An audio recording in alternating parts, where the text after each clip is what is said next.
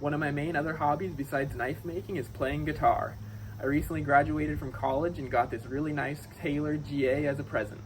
It has some beautiful koa wood on the back and sides, and today I thought I'd make a nice special truss rod cover out of some koa to match it. One reason that I chose this particular guitar is that koa has a special meaning to me. One of the first fancier knife handle materials I used was koa on this little mini rhino, so I wanted to get something that reminds me of both of my hobbies. That's enough chit-chat and backstory, so now it's time to start making this truss rod cover. I got 3 pieces of koa here, so now I'm going to bring it over to the guitar and compare it to the wood grain in that, and pick out which one looks the best to match. Even though this piece looks really nice, I think it's not going to work out best for this project just because it has a really ripply grain pattern, whereas the guitar has a really nice straight grain pattern. And then I was going to choose this piece since it has a really nice straight grain pattern like the guitar and the color matches really well. But since the truss rod cover is really only about this big grain structure is not going to have that big of an impact on that small piece. So that's why I think I decided that I'm going to use this piece. It has a really nice tight grain structure that matches the striated look of the guitar, and I think it's going to look really nice. Now that I have the piece of wood picked out, I'm just going to go ahead and remove the old truss rod cover.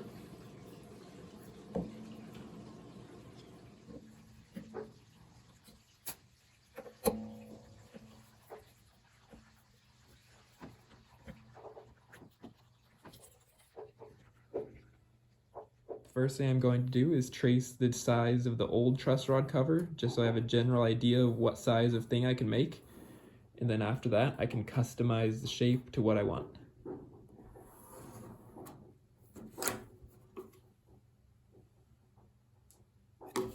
I'm not a huge fan of this bell shape of the original, so I'm going to go for something a little bit more geometric and rectangular shaped. So I'm going to draw a straight line here, and then do 2 diagonal lines coming from the bottom to make a little bit more of a coffin shape.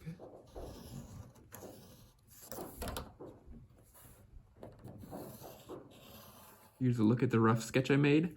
Now I'm going to go out to the shop and then cut it out and shape it. Now I'm going to go ahead and cut out the rough profile on my bandsaw.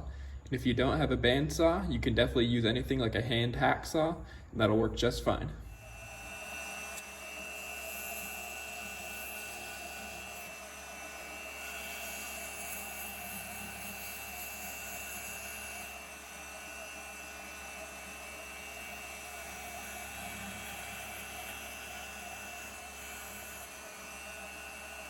It looks like Taylor uses 3 32" screws on their truss rod covers, so I loaded up a 3 32" drill bit, and I'm going to use the old cover as a template so that I get the screw spacing right.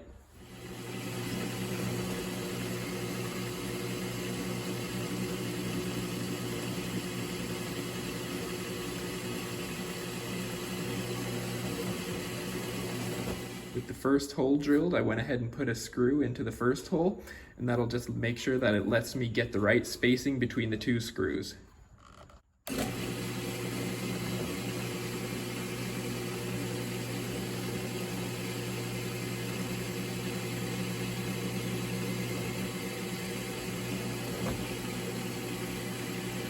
With the holes drilled, I can now move over to the grinder and get the final profile dialed in.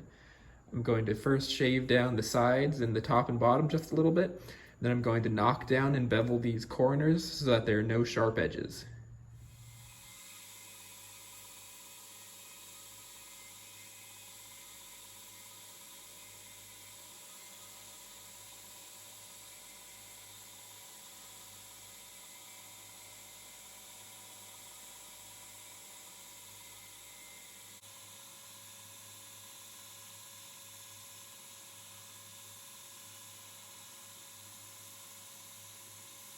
Now I have a 1/4 inch or slightly bigger drill bit, and I'm just going to countersink these holes so that the head of the screw has something to sit down below the surface of the wood and be flush to.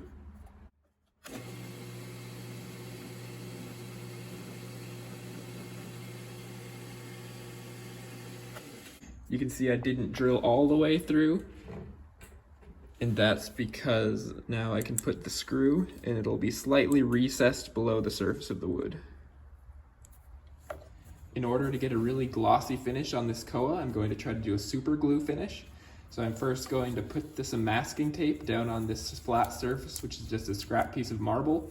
And then the masking tape will stop the wood from sticking to the marble.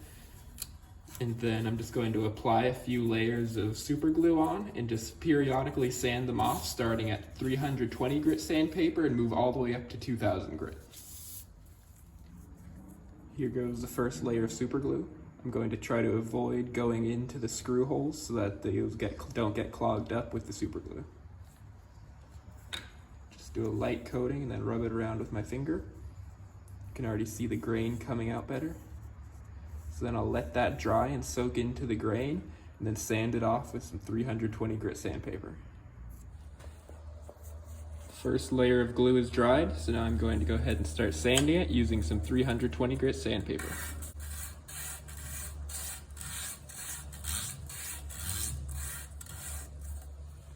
Now you can see here that there's some peaks and valleys in the super glue finish, so I'm just going to keep sanding until it's all one even flat surface.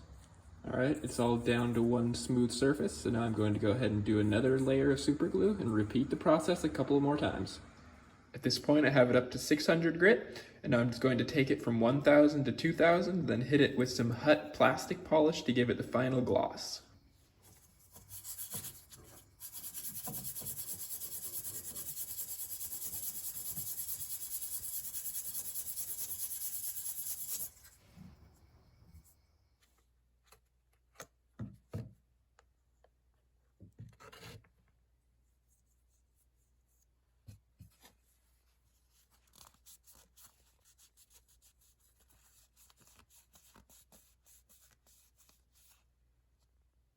And here it is after polishing it all the way up to 2000 grit and giving it a buff with that plastic polish. Now it's time to go back upstairs and put it on the guitar. Here's one quick look in the sunlight to see the chatoyancy in the wood.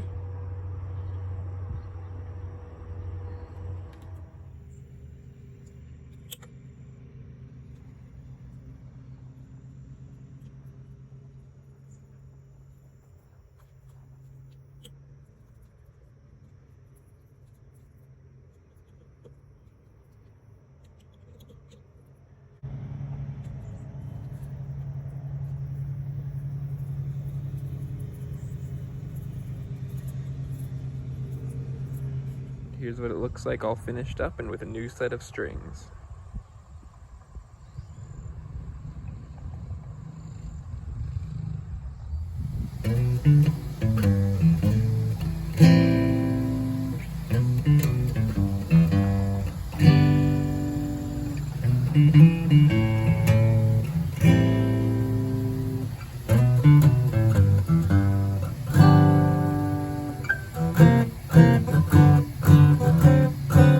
Most of you probably watch my videos to see me make knives, but every once in a while I really like doing a fun, different project like this just to keep things fresh. I hope you enjoyed seeing it too, and I'll be back next time with some new cool knives, and I'll see you then. Stay sharp.